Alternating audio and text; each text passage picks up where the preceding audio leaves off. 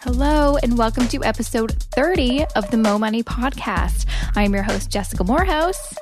Hello, I can't believe we're at episode 30, and this will be, as I mentioned in last week's episode, at the end of the episode, this will be my last episode for a few weeks. I'm going to take a few weeks off in December just because it's the holidays. It gets a bit crazy, I find, so just need a few weeks to kind of take a break, refuel, and I'll be back the first week of January with some awesome guests. I'm very excited.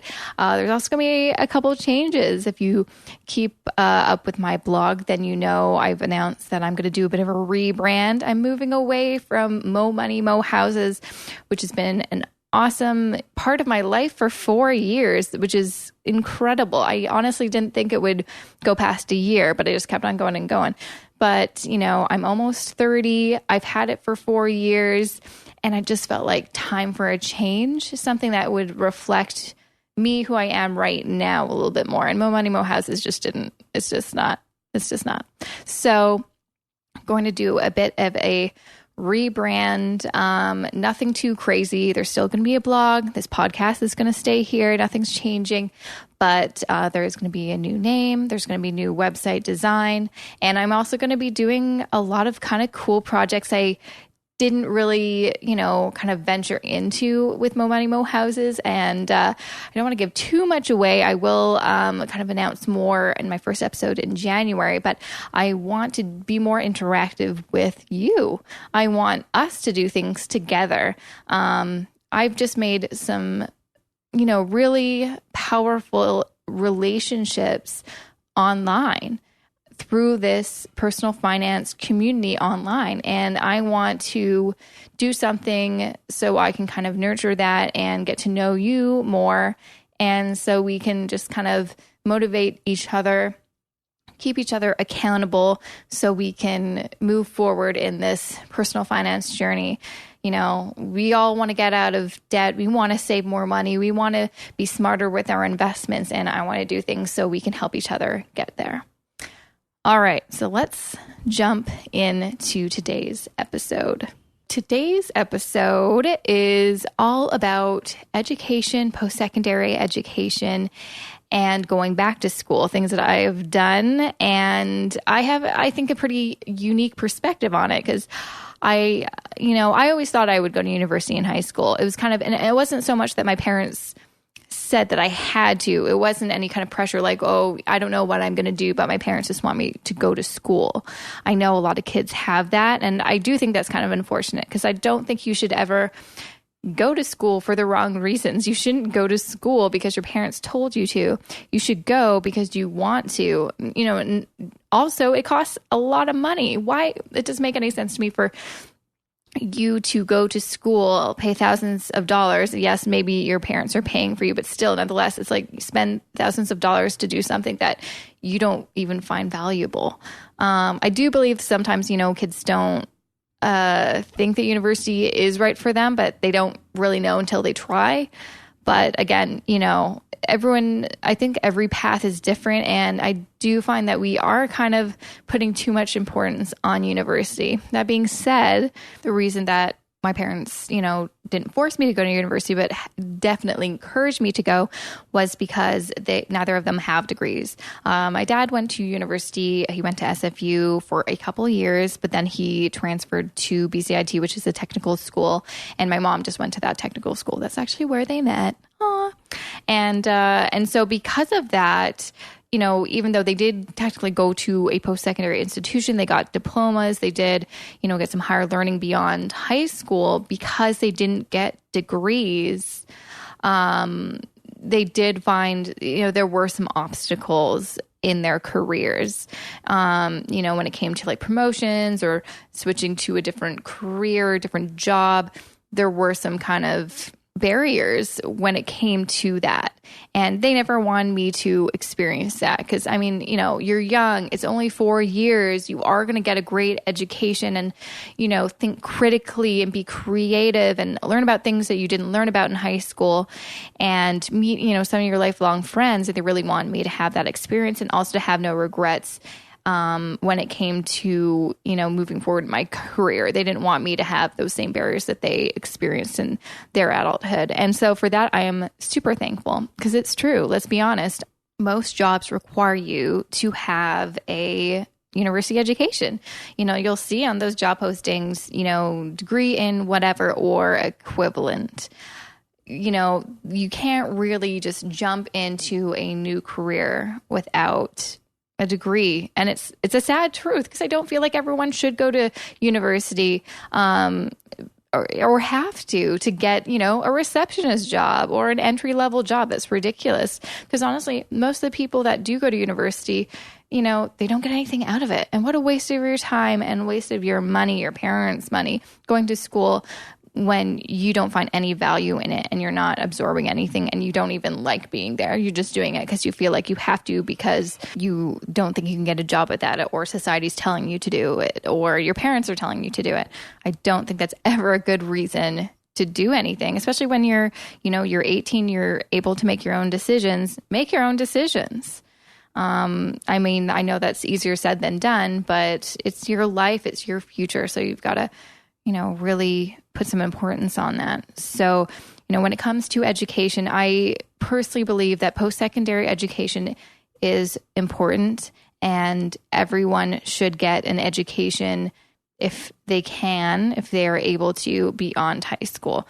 That being said, I don't feel like everyone should have to go to university. There's a lot of other great avenues you can go to. There's technical schools like my parents went to. They actually studied, it wasn't called computer science, but it was sort of like that. It was like computer science before computers were even a thing. Like, I feel like my mom was telling me that had something to do with, like, there was math involved, and then these like punch cards. I don't know. Basically, it's totally obsolete now, but still, there's so many more avenues that I think we need to educate these young people about.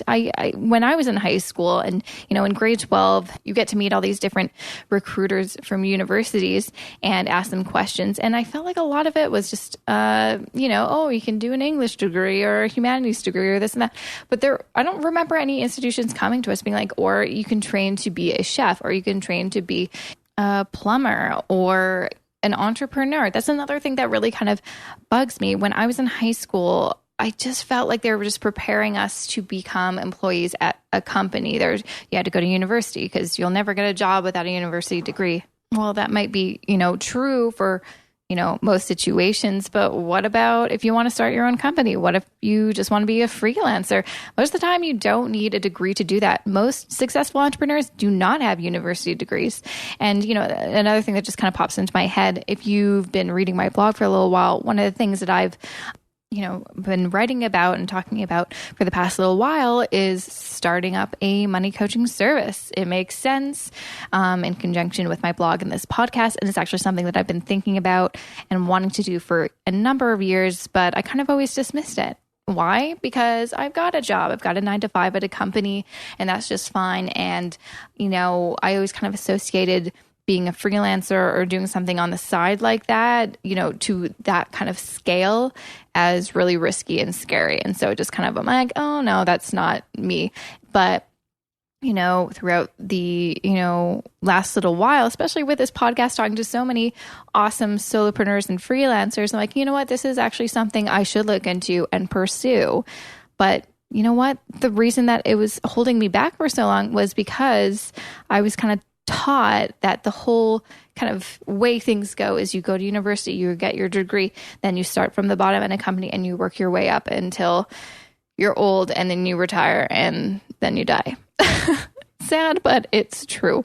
And I think now as I'm getting older and just seeing the whole, job market and landscape change, I'm like, okay, well, I'm going to keep my 9-to-5 job. I like it, but there's nothing wrong with doing something else also. I don't have any kids. I have, very minimal responsibilities. I've got a very tiny apartment. It doesn't really take much time to upkeep. Why not? And so that's something that I'm pursuing. And I feel like that's something that we should be encouraging young people to do as well. If they are really good at something, we should be encouraging them to pursue that as a side hustle, a side job, and it could turn into a full-time job for them as a freelancer, or they can start a company. Like, it's kind of exciting, all the opportunities that are available now because of the internet. A money coaching service, and what I'm kind of thinking would be, it would just be an online thing. It wouldn't be possible without the internet. And so there's so many more opportunities that we really do need to encourage these kids to look into, beyond just being like, no, you need to go to university and get a degree, otherwise you'll never get a job. Speaking of my idea of becoming a money coach in the near future, that brings me to going back to school. One thing that I never thought I would do was go back to school. And I know I discussed this a little bit in episode 10 when I talk about my, whole move from Vancouver to Toronto and starting a new life. Part of that was pursuing a new career path, which was in digital marketing. And for that, I had to go back to school and kind of just hone my skills. And it helped me get my current job. So I'm really glad I did that. But it was a bit frustrating because I never thought I'd have to go back to school, especially when I spent so much money at university. Now that I want to pursue becoming a money coach, yes, technically it's not regulated. I could be a money coach tomorrow if I wanted to.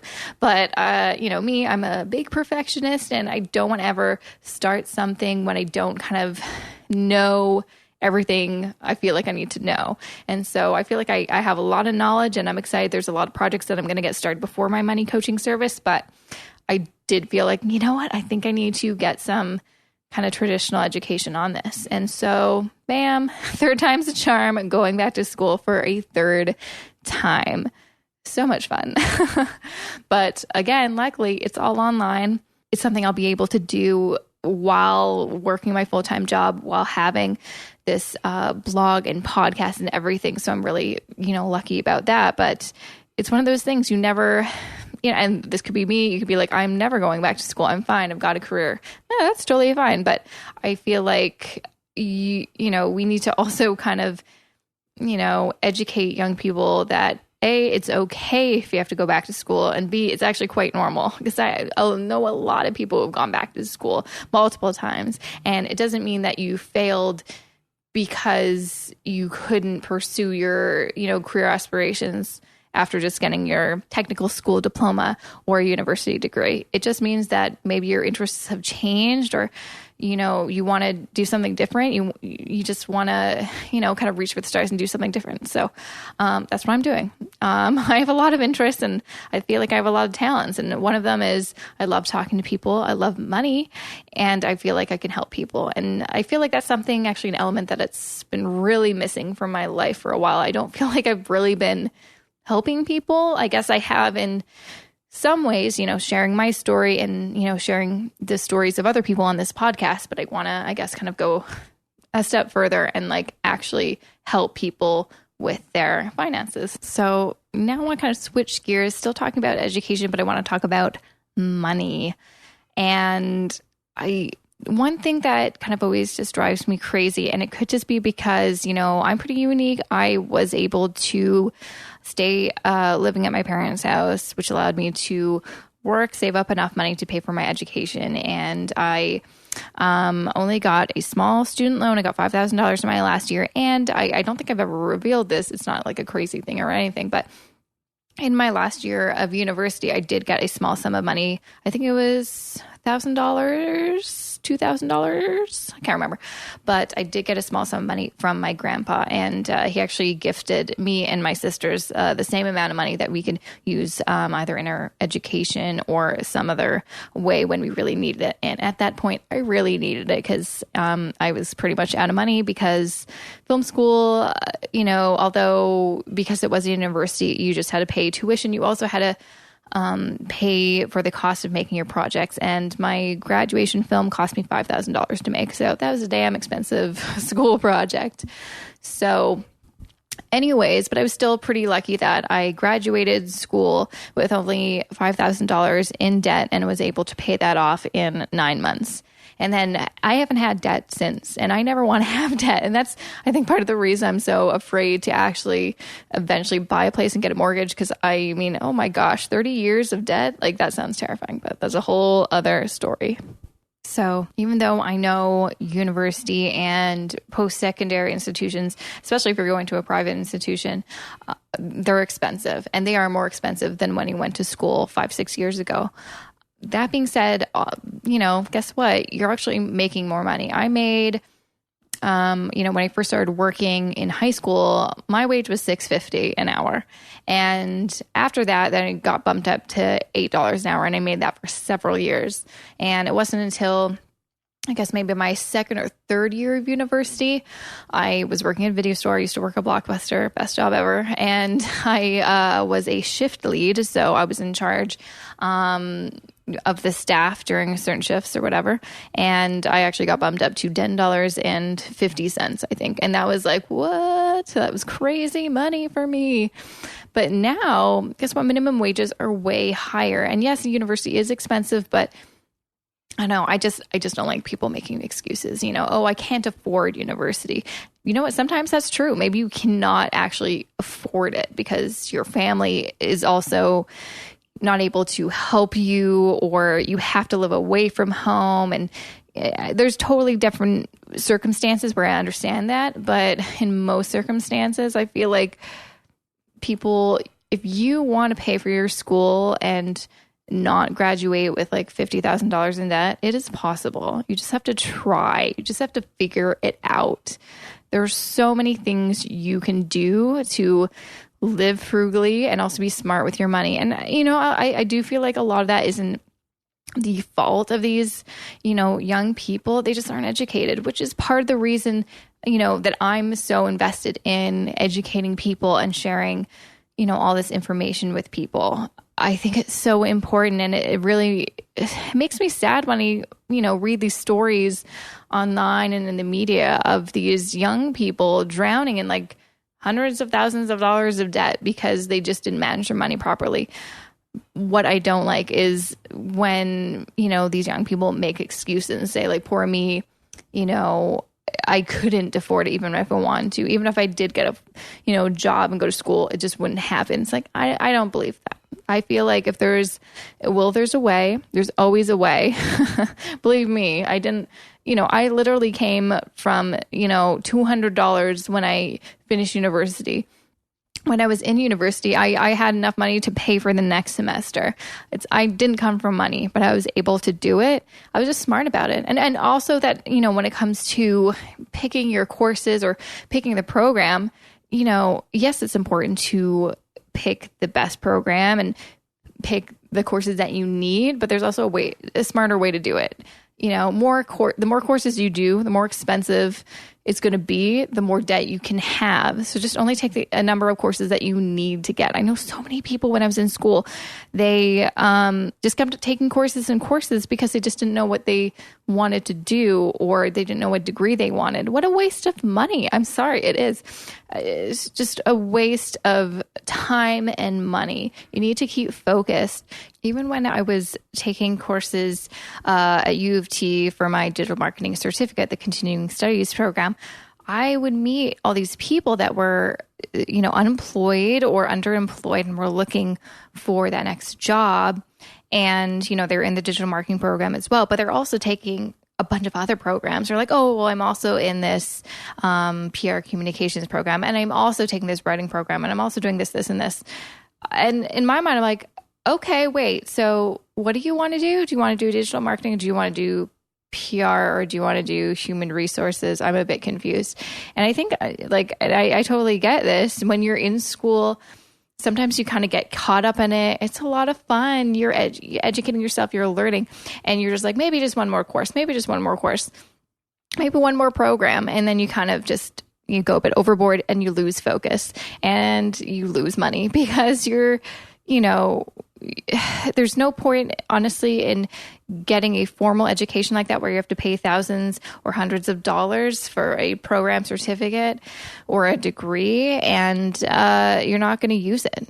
You can teach yourself most of that stuff for free just by not going that route. So I feel like if you really do want to, be educated, be smart with your money. And that may mean not taking all the courses you want to take, not taking all the programs you want to take. unless you have the cash, the means to do it. For example, I very, open with my finances. I never reveal exactly how much I make or anything like that. But when I went back to school for digital marketing, I had the cash. I was still pretty surprised because at that point I wasn't employed when I enrolled, and I was still looking for a job, and we had just moved to Toronto from Vancouver. But I had enough money saved up that I could actually pay cash. I didn't have to get myself into debt. And same here. I saved up enough money because I had an idea that, in case I do want to go back to school or whatever, I saved up a chunk of money for this. So I will be paying for all of these new courses for this new program in cash. All right. I think I'm going to kind of end it there. I hope you've enjoyed this episode. I know a lot of it has just been kind of my opinion on things, but it's my podcast. Deal with it. I am really passionate about education, especially when it comes to financial literacy. And I do find, that knowing about money and being smart with your money, knowing how to manage it and budget and save properly, if you have that knowledge, you will be so much more set up to pursue going back to school or going to post-secondary for the first time. It is so important that you know about money before, spending thousands of dollars on a post-secondary education. That's kind of just my opinion, though. I mean, how could you disagree with me, right? Right? Thank you so much for listening to this last episode of season 1. I'm not really going to do the seasons, but it is kind of, I'm taking a break for the next couple weeks in December. So on that note, thanks for listening. Thanks for all your feedback on your downloads. And I mean, just you being an awesome listener. I really appreciate you listening to my podcast. There's a ton of other podcasts out there, and it's really awesome that you decide to join me and listen to my podcast.